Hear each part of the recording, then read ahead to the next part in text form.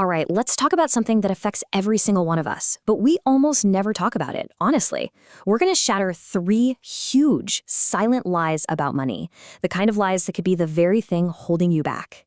Let me ask you something, and I mean be really honest with yourself here. Have you ever worked your tail off? I'm talking early mornings, late nights, sacrificing weekends, just grinding away, only to check your bank account at the end of the year and think, wait, that's it? Like nothing's really changed? It is such a frustrating, exhausting cycle, and so many of us are stuck in it. And this is where it gets interesting, because the core idea here is that the problem isn't your effort. It's not that you're lazy. The real issue, as this quote points out, is that most of us were trained to think about money completely wrong.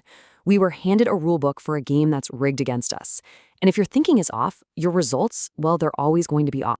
So today, right now, we're going to expose those broken rules. We're going to pull back the curtain on 3 silent lies about money. You know, the ones that sound super responsible and wise on the surface, but are actually traps. Traps that keep good, hardworking people just like you stuck, sometimes for decades. Okay, let's dive right into the first one. And this might be the biggest lie of all, the hard work myth. I mean, we've all heard this since we were kids, right? Just put your head down, grind it out, and the money will just show up. And look, I'm not knocking hard work. It's honorable. It builds character, for sure. But here's the uncomfortable truth that nobody tells you. Hard work, all by itself, has never made a single person wealthy. Ever. Here's the thing. The market doesn't care how tired you are. It doesn't care how much you sweat. Money doesn't reward effort. It rewards the value you create. And, this is the key, the scale at which you can deliver that value. You know, think about someone cleaning an office late at night. They are working incredibly hard, but their income is totally capped because they can only clean one office in 1 hour. That's the trap. So this really breaks it down perfectly. Over on one side, you've got the trap, trading your time for money. Simple as that. The second you stop working, the money stops coming in. But on the other side, that's the path to freedom, getting paid for your value multiplied by scale. This is how your income can actually grow even when you're not physically working. And the secret ingredient, the thing that separates these 2 worlds, is one word: leverage.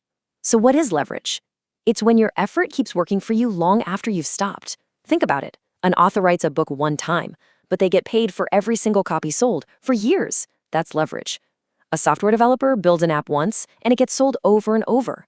A creator makes a video that people watch for months, even years. That's all leverage. You see, hard work without leverage, that's just a one-way ticket to burnout. All right, moving on to lie number 2. And this one is sneaky because it's disguised as the ultimate sign of financial responsibility. I'm talking about the savings myth. We hear it all the time, don't we? A penny saved is a penny earned. Save, save, save.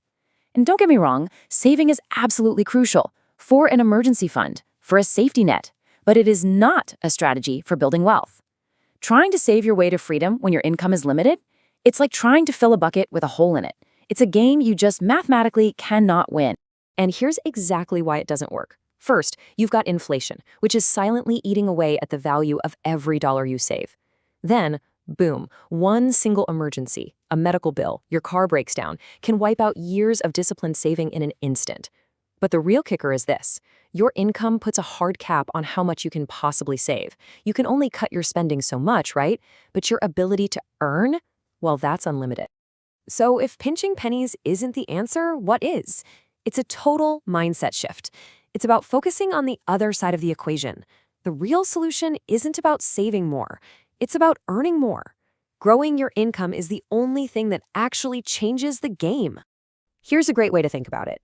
Saving is playing defense. It's important, yeah, it protects you from getting wiped out. But earning more, that's playing offense. That's how you score. That's how you actually win this game of financial freedom. And that leads us perfectly into our third and final lie.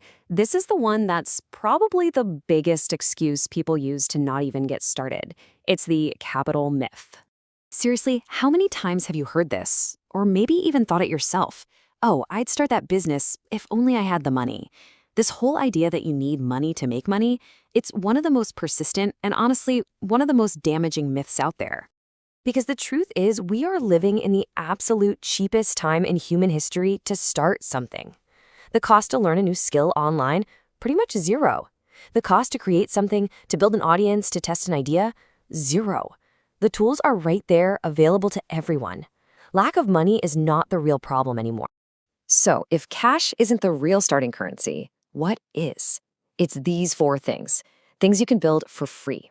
High-value skills, specialized knowledge, the ability to grab and hold attention, and building systems that give you that leverage we talked about. You see, when you focus on building these things, the money follows. Money is just an amplifier. It doesn't create the initial value. Okay, so let's tie all of this together. Once we shatter these myths about hard work, saving, and needing capital, what are we left with? We're left with the freedom equation. Man, this quote is so powerful. It just lays it all out there, doesn't it? If your entire income depends on you physically showing up and doing something, you are literally one bad flu, one unexpected crisis away from financial disaster. It highlights just how fragile that model really is. And that brings us to the most important distinction of all. Look, a job is great. It pays the bills, it provides stability, but it's your skills, especially when you apply leverage to them, that actually buy your freedom. We're talking about the real freedom to decide what you do with your time, your work, your life. So I want to circle all the way back to where we started, with this one central idea.